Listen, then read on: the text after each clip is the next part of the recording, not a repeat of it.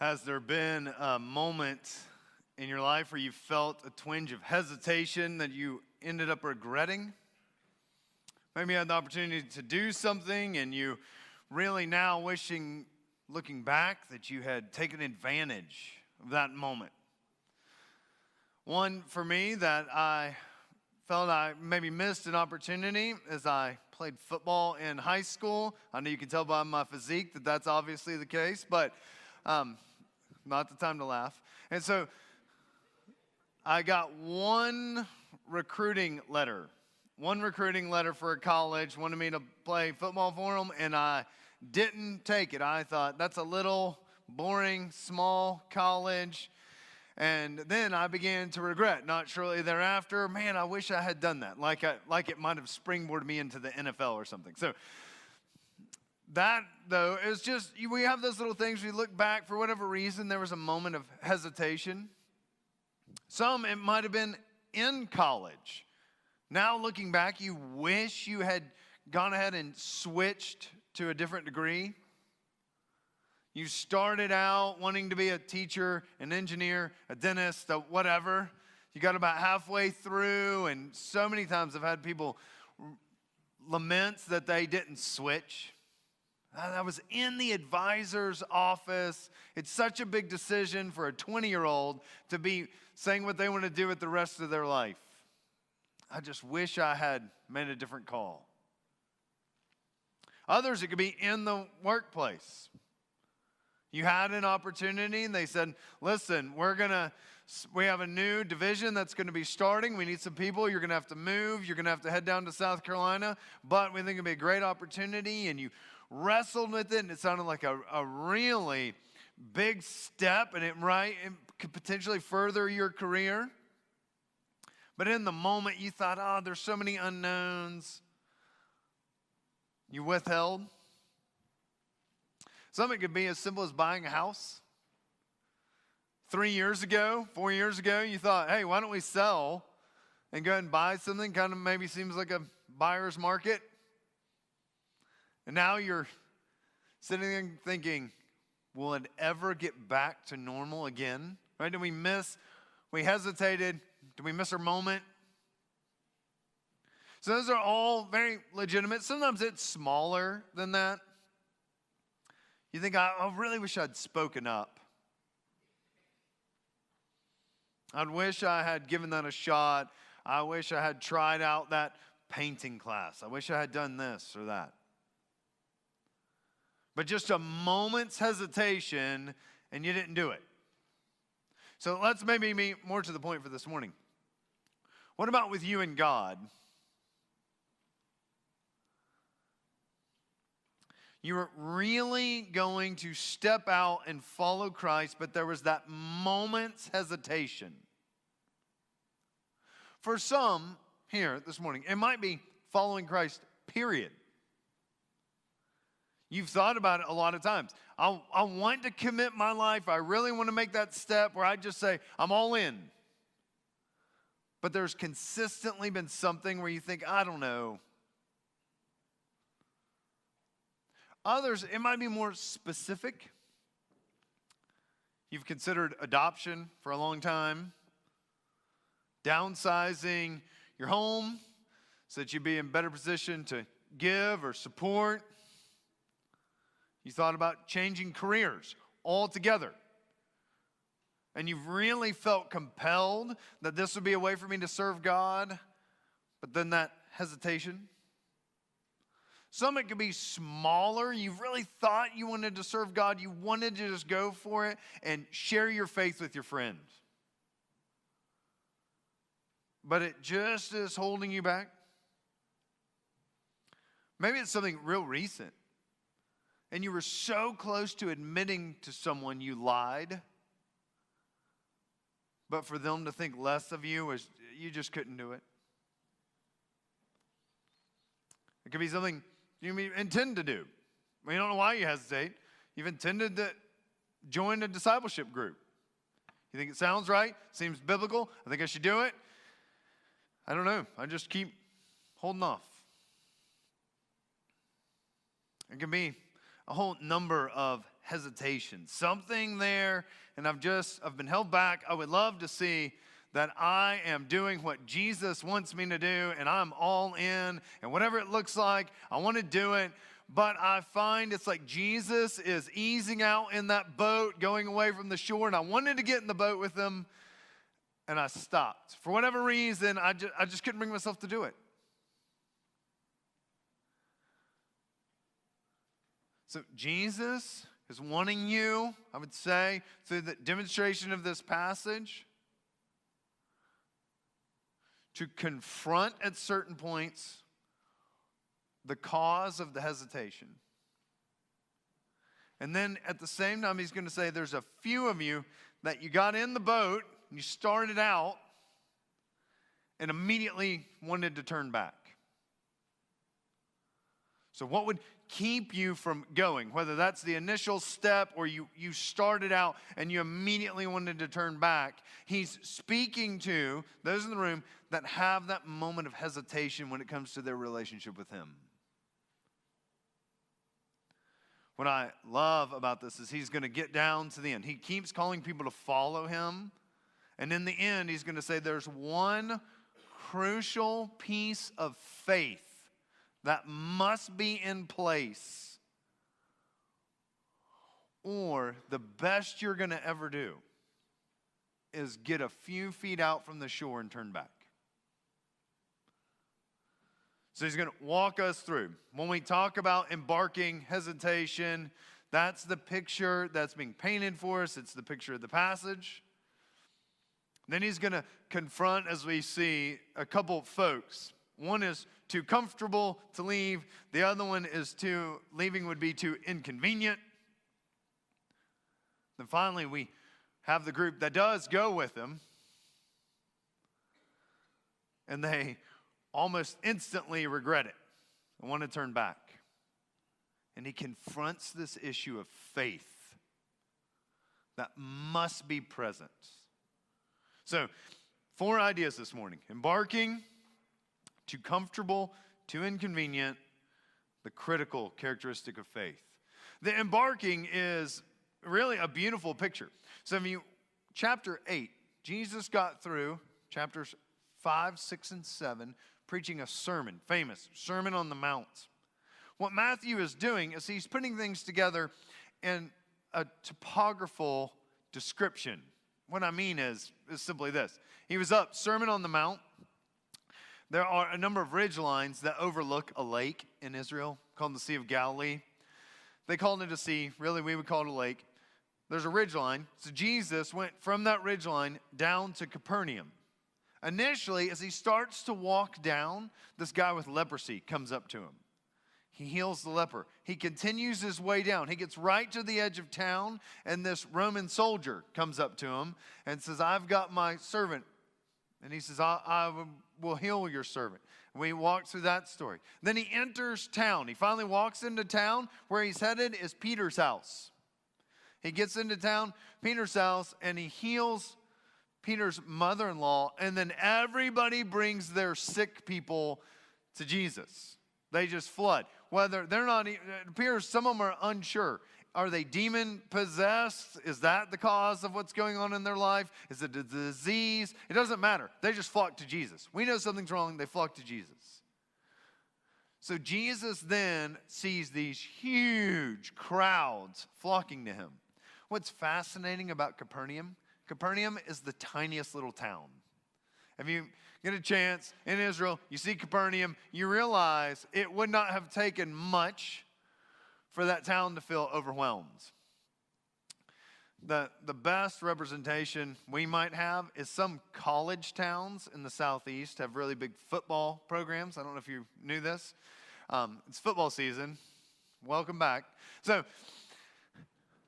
the towns, there's famous ones like Tuscaloosa, where the University of Alabama is, like doubles in size for Saturday. Then it goes back to its normal size because of all the people that come to see the game flock to the town. So you think Jesus is the big show in town. People are flocking from everywhere. So what we're getting is this calculation he's making. At the beginning of our passage, it says, he looked up, King James says, behold, he saw the crowds. Like, this is getting to be too much.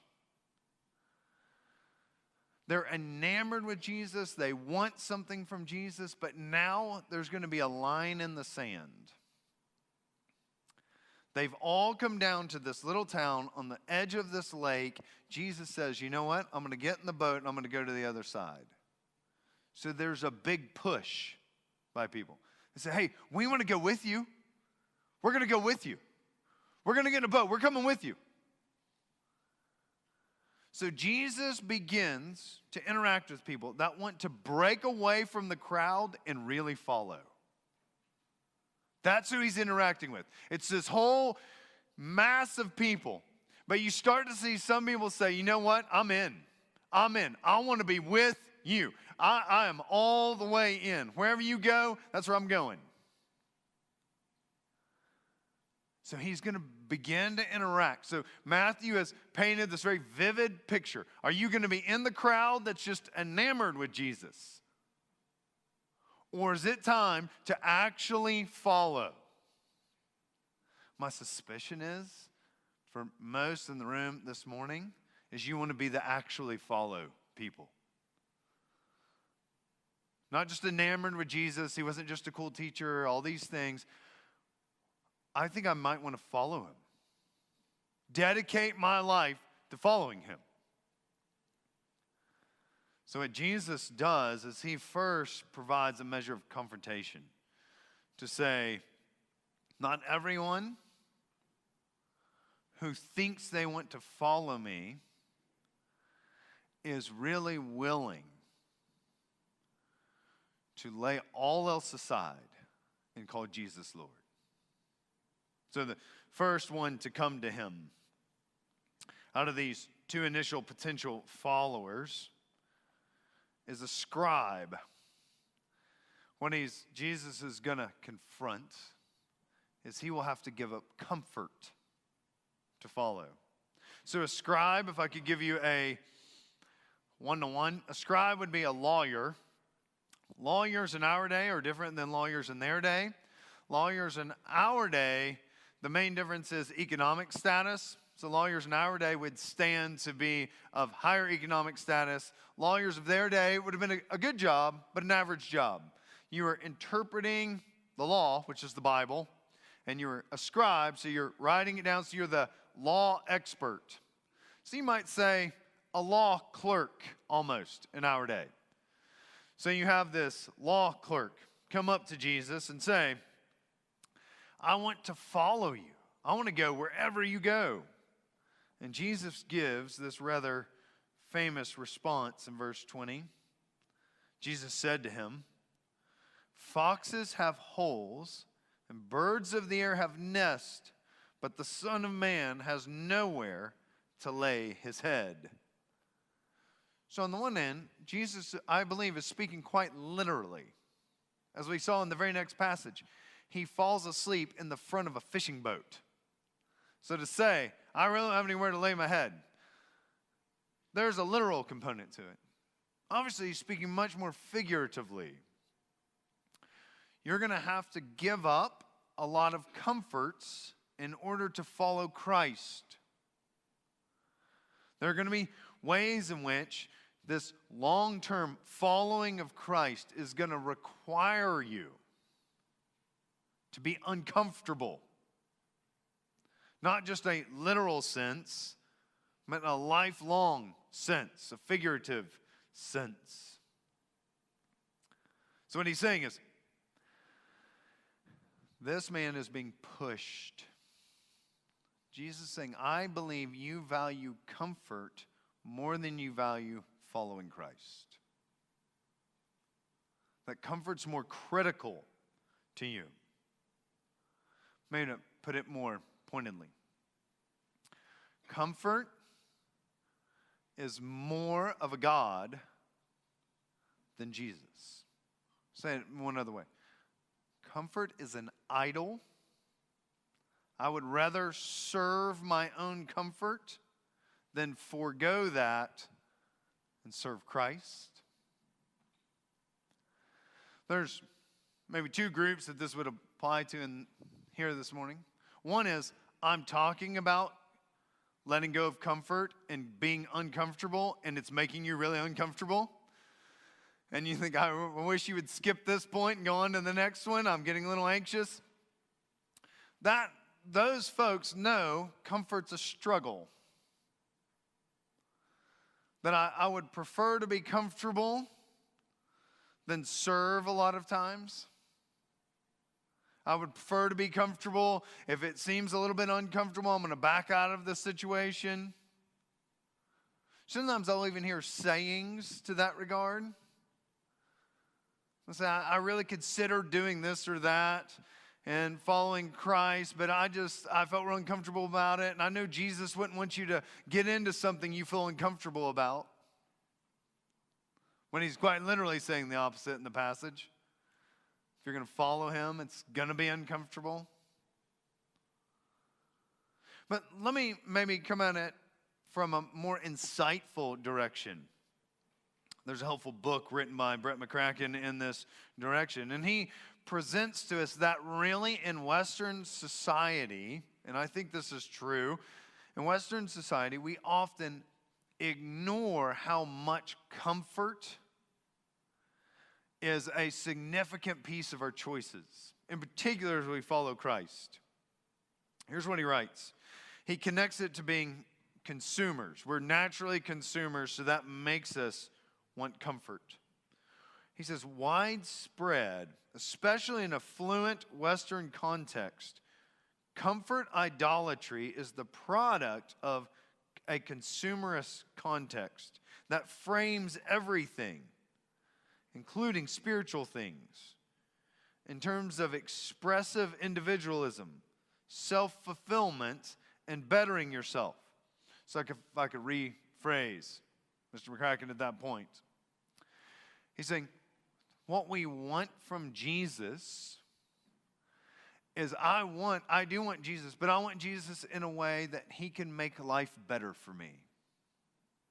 And in every way in which Jesus can make life better for me, I'm all in. But do you see the rub? If Jesus is going to make things challenging, uncomfortable, that's where I'm just going to pull back. That was the scribe. McCracken continues. He says, in this context, going to church is just one among many other curated things, which may also include podcasts, self-help books, juice cleanses, yoga, backpacking, the Enneagram, Jordan Peterson, and so forth. They can add something to one's unique spiritual path towards wisdom and wellness and becoming a better person. So really, I want Jesus in the same context. I want to follow the Bible in the same context. If it seems like it's helpful for me and I'm going to be better for it, then that's wonderful. But the moment it seems like it's getting uncomfortable and it's pushing me to go in a direction I dislike, I'm probably just going to hold off on this one. Let's pump the brakes. Or in this sense, pump the oars, I guess. They're about to get in a boat. So let's pump the brakes. Let's hold off. It just makes me feel a little uncomfortable. I think in that sense, what we're admitting, you might say, is that there is, to some degree, a way in which I serve comfort more than I serve Jesus. I'm replacing Jesus with something else. The Bible calls it an idol. Anytime we would worship or serve something other than God, it's replaced. It's an idol. So then, how do we know if we've fallen into that category? Maybe besides the obvious designations. I want to give you a quick test to see. Am I somebody who's fallen into that kind of consumeristic comfort in the way that I approach church or Jesus? Here's an easy way. If you're evaluating whether or not to do something to serve Jesus, if your main evaluative tool is how much am I going to get out of this really? Right? So should I be involved in this ministry at church? Should I engage in that missions effort? Should I work alongside of that ministry somewhere in town? And you think, really, what am I going to get out of this? That's a comfort question, consumer question. The reverse is this something I can contribute to? Now I'm asking a serving question. Or if engaging with people who might be on the fringe of the faith or new to the faith is something I shy away from, then I'm probably more focused on comfort than really serving Christ, getting into the boat. So I should be asking things like, is there a need there in terms of the kingdom? And could I serve towards that need? That's a good line of thinking. The comfort thing says, I'm going to pull back, and when there's a need, and I just know they really need me, and it fits with what I think I can do or how I can be helpful, I don't mind to step in. I'm going to stay as comfortable as possible, and even my helping is going to be guided by it. So here's just the bold truth. What this man says to Jesus, this scribe, hey, I want to follow you. And Jesus knows if you're not willing to be uncomfortable, then participating on this mission with Jesus to go to the other side of the lake and proclaim the gospel is not for you. Do you see how harsh it is? What this man is saying seems like he's on board. Jesus, give him a chance. Maybe to see it as pointedly as Jesus does. What the man was struggling with was comfort was really his God. What he was going to want in the end, more than doing what Jesus is doing, is to be comfortable. Is to make sure we're in a good place in terms of finances and that we're in a good place in all these other regards. If I want to stay comfortable more than God, then I've made it an idol. I'm going to stay on the shore. The reason for identifying it's an idol is for the believers in the room. The right response then is not to say, okay, yeah, you're right, I need to be willing to push the envelope. If you have an idol, the right response is to say, God, I've been serving something else other than you. And I want to turn away from that. Secondly, he has another guy who didn't learn the lesson from the first one, who comes up to Jesus and he says, Jesus, I want to go. And so here Jesus responds to him because he has one condition. I want to go, but first let me go bury my father. So he says, I do want to go. I'm going to have to catch up. So he says there's going to be a slightly more convenient time for me. So this second one, the inconvenience of following.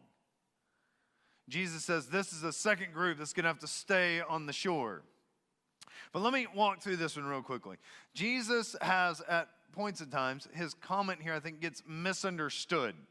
He says, if you will, this is a rather harsh phrase in our modern Western context. Verse 22, if you look at that verse with me.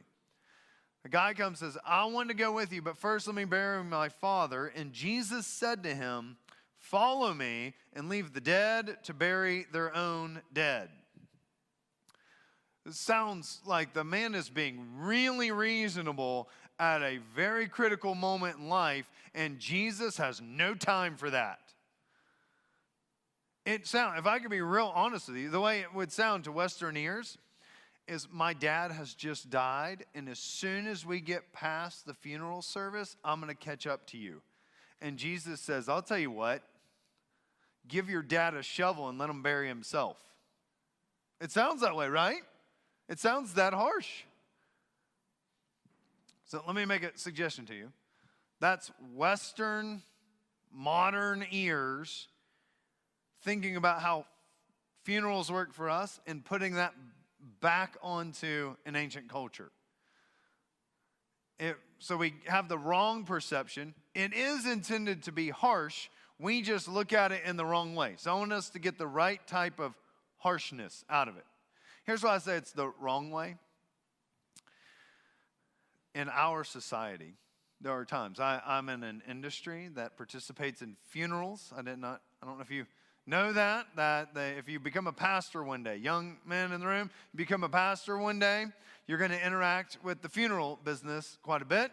It's just part of the nature of the job. You're also going to interact with weddings. You will find that you appreciate funerals more than you do weddings, but that's not the point. So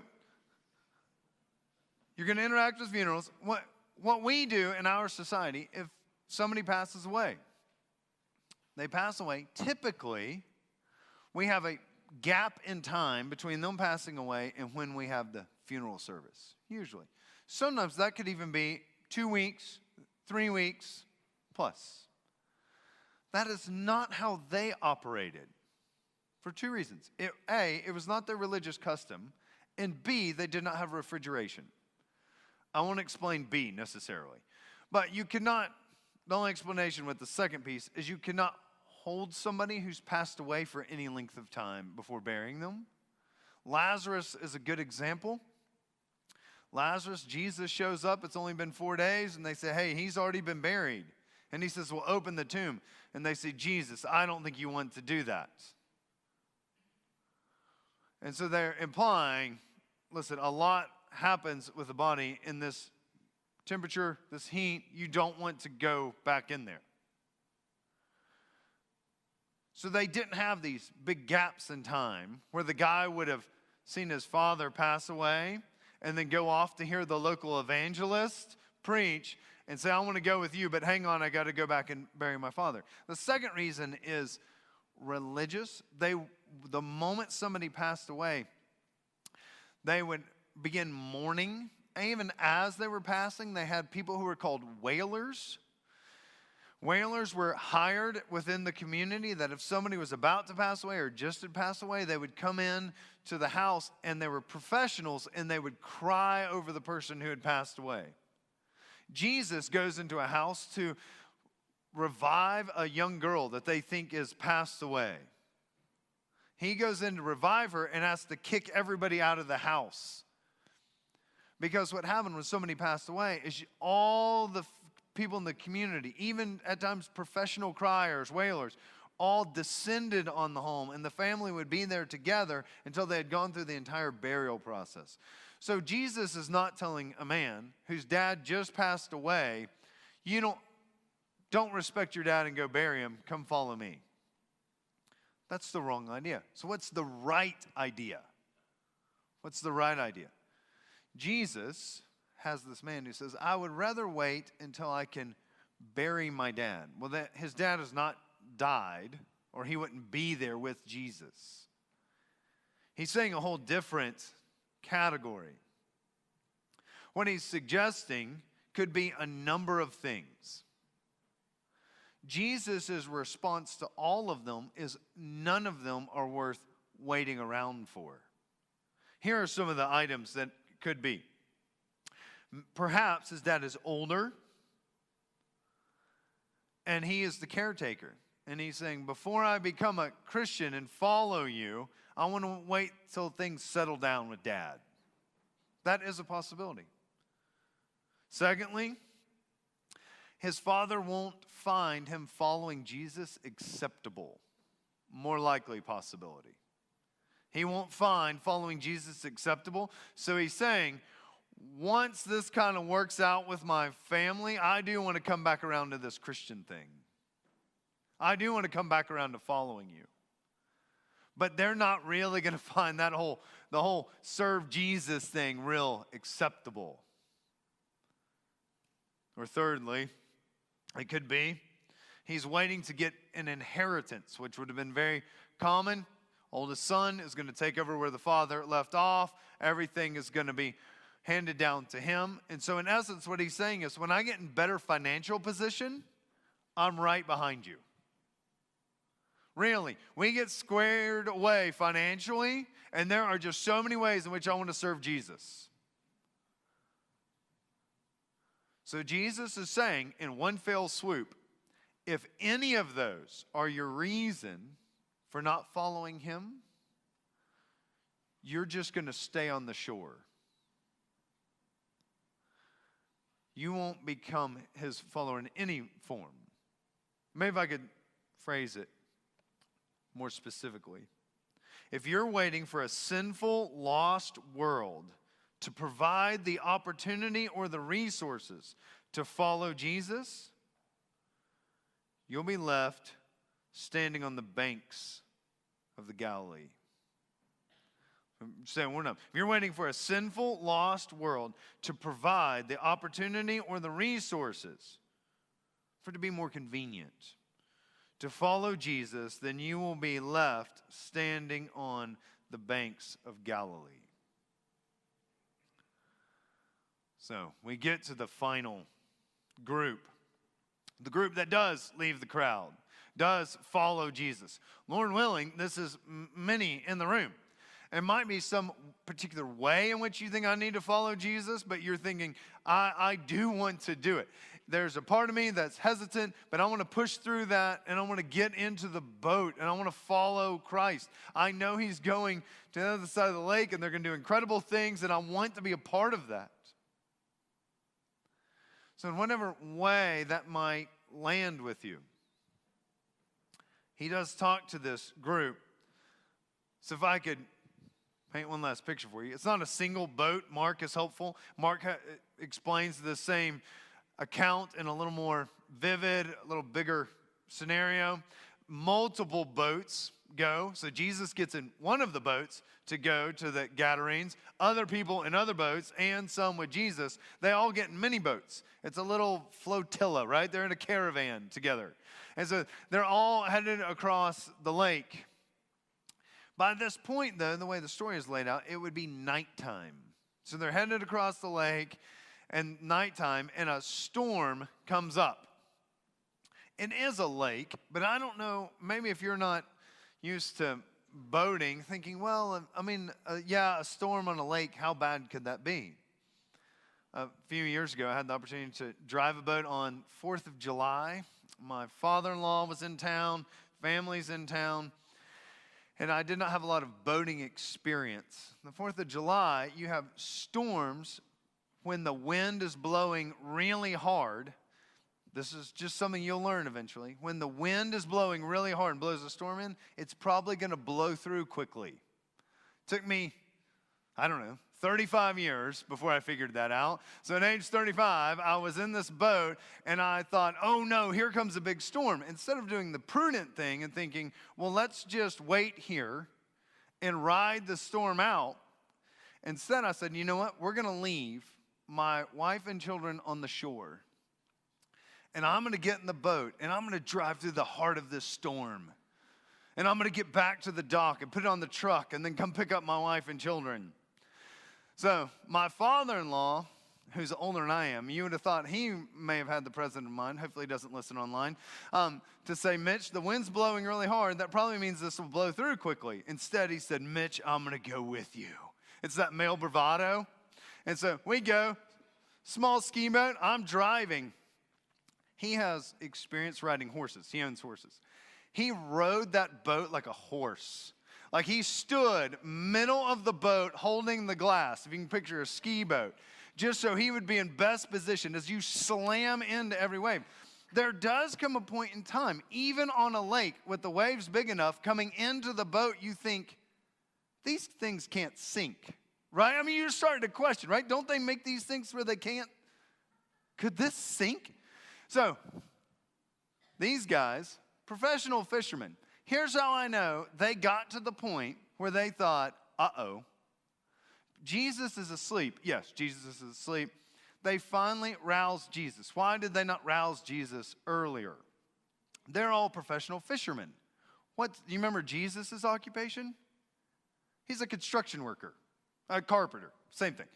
So if you're so desperate as a professional fisherman that you wake up the construction crew guy saying, please don't let us drown, it's gotten really bad. I mean, Peter was riding the middle of that boat like it was a horse. And so in that moment, they think it's all going to fall apart. And they begin to question Jesus. It comes out in Matthew in a rather positive light. It says, Lord, save us. Mark is helpful so that we don't interpret the words of Matthew in the wrong direction. They do say, Lord, save us. Mark adds a little piece that they said, do you not care if we drown? See, the issue here is that they see Jesus, as Mark describes, lying on a cushion in the front of a boat. And the water starts to come in, and he's still asleep. That finally they think, you know what, look at this jerk up here just snoozing away while we're trying to save ourselves from having to swim. Middle of that lake is 4 miles either direction on the short end. So if they're near the middle, it's a 4-mile swim either direction. The longer ways, it gets further out. It would be about 6.5 miles either way. So if they're near the middle, it really is a point of concern. A small wooden fishing boat, and it's about to go down. Are we going to be up for swimming 4 miles? And they're frustrated. Here Jesus is kicking it on the couch while you're cleaning up the whole house, right? So Jesus then says, "Oh, you of little faith," and calms the storm. Here's the question. In what way was their faith little? Here's why that's helpful, answering that.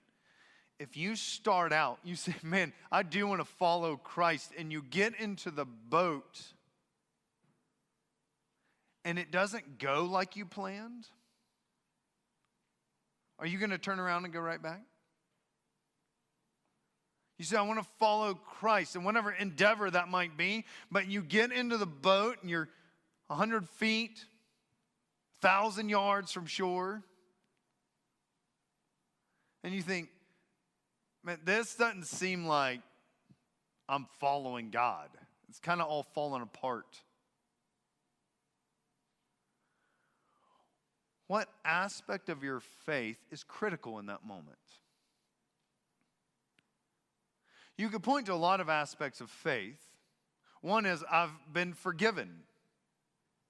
My sins have been forgiven. I trust that God's in control of everything. I mean, there's a lot of dynamics to faith. Which one in that moment will matter the most? That Jesus is the one who cares for my soul more than anything else. Do you see that's what they were questioning when he says, oh, you have little faith? What they assume is he doesn't care. He does not care.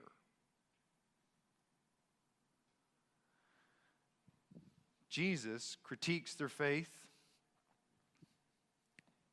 at that moment. Oh, you have little faith.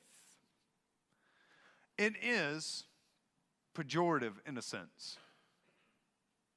Right? He's commenting on their belief.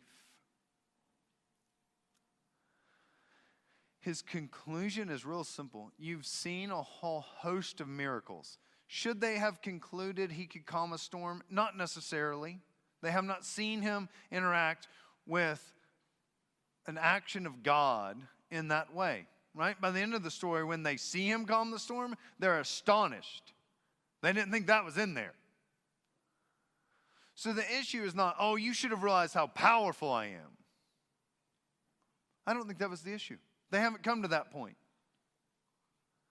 The issue is they assume, yeah, we have a relationship with us, but he doesn't really care. What Jesus needs them to learn, if they're going to really walk with him up front, early on, is that he intimately cares for the men in that boat. He intimately cares about your life. Because you're going to make a miscalculation if you don't see it. It's like a dad. Dads have kind of a famous thing they'll say from time to time. I've used it with my kids on occasion. That you're hiking through the woods and the kids get scared by a noise. And you can say, listen, if dad's not scared, you don't have to be scared. If dad's scared, you better run. But if dad's not scared, you don't have to be scared. You can keep hiking. If you don't make that calculation, you're going to be paralyzed by fear and you're not going to go a step further. What Jesus is saying is, I'm laying in the boat. If I'm not scared, you don't have to be scared because I'm the one who cares for you more than anybody. You don't have to know anything else. All you have to know at this point, all his followers had to know was his overwhelming care for them. You know, Paul makes the same argument. Because see, they saw Jesus do all these miracles where he kept caring for people. And he's saying, have you not drawn that conclusion? Romans chapter 8, verse 32. He says, if God was willing to sacrifice his son on your behalf, is he not then therefore going to give you all things? The conclusion is this. You saw the miracle of Jesus' death, burial, and resurrection on your behalf. If he was willing to do that to demonstrate to you how much he cares for you, why do you question when your car breaks down? God, do you even care about me? He's saying if you're going to walk this road of faith, you're going to enter in difficult moments. But if you're actually not going to continue on, instead of turning around and going back to the shore, this aspect of faith needs to be grounded. And believer in the room, you have the greatest proof, as Paul's pointing out in Romans, in his death, burial, and resurrection. He was willing to do anything for you. His overwhelming care and concern for your soul is at the heart of the gospel. And being that it's at the heart of the gospel, it's also the thing that carries us forward. I believe around the room, I don't know the situations around the room per se in many respects. I am aware of some. But there are people in the room where you would say, I have been hesitant. I do want to do that. I want to follow Christ. I want to be the person that goes all in. And for some, it's going to be an aspect of life.